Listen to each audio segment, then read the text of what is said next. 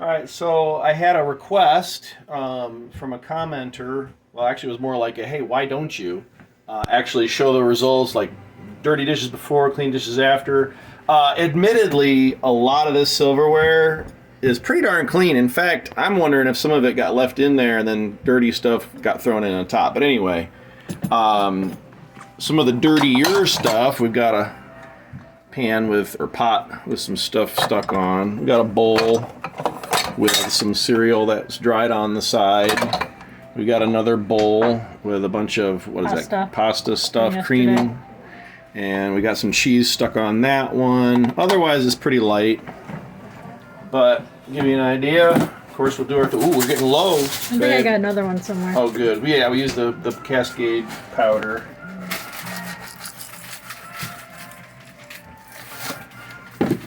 And get it warmed up. We run it on the eco mode, which is a little shorter. It still takes an hour.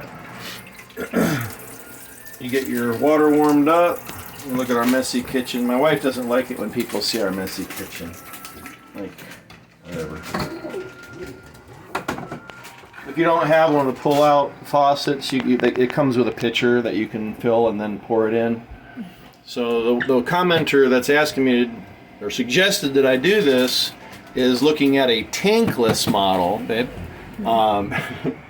Camera lady gets distracted easily. There must have been a squirrel in the house somewhere. But they were thinking about it. Apparently there's a model out there that's got no water tank, so I guess you just hook it directly to your plumbing somehow. You can do that with this model too. We prefer just to be able to do that. And then it drains into the sink here. I've got, 3 other videos out there on this? Maybe. Better as far as the setup and kind of some reviews. This is just to show a load getting clean. Takes a minute. Our water flow isn't exactly fast. Can you see that? It's not super fast. So it takes about a minute to fill it up. When you hear the ding, ding, ding, ding, ding. Yeah, it'll go ding, ding at you. If you come close, you'll hear it. Any moment now. There it is. Ding, ding, ding. And then you just press play. And the little blue light's on for for a minute or so. It'll turn off once it's going. I like coming over here and making sure that nothing fell down to stop the arms from rotating on the top and bottom. Mm-hmm. So we'll come back when it's done. We'll show you how well it did. Hopefully it did well. If it ever doesn't clean well, it's probably because the wife or somebody put something like this in the bottom, and then it falls down and stops the arm from swinging. Or the top, they've got really big silverware up top keeping the arm from swinging. Or if it's clean-ish, but there's like a film, that might be because the machine needs to be actually cleaned out. So we use CLR, looks like this, and we'll just run a capful in there on an empty load, and we'll put it on strong, and that'll clean it all out real nice. So we've had good luck with it. It's been over a year now, I think. Yeah. Something like that. Hey, we'll be right back. You can actually see it. If I can get that light to turn back on. There we go. You can actually see it going.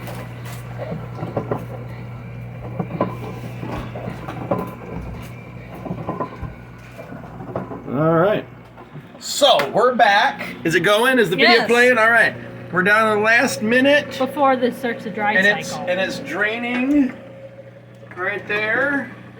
And just for the record, this is the same water it's been using from the tank the whole time. So it does a wash cycle, it does the rinse cycle, all with one tank of water. You don't have to come back and add more or anything like that. The mama was like, you can't see the little medicine cup full of corn kernels or whatever. So we're going to watch it this last minute. I think I've done this before in another video, but it'll switch from rinse and drain to a dry mode automatically. And you can set that on, and I don't know if I have a defective model or what, but whether I have it on or not, it automatically goes to dry. So when I hear it, I go, ooh, it switched to dry mode. And then I'll stop it, because we don't need to waste the electricity. All right, so you saw before. The pan. The pan was probably the worst. I'm going to start with this little bowl, though. It had the pasta stuff in it. Whoa! So, let me turn it back the way it was. that spot was covered by this cup. So when you're loading, make sure the water can get to everything. Now it's so loose right now because it's been sterilized basically. I mean, this is almost too hot to touch.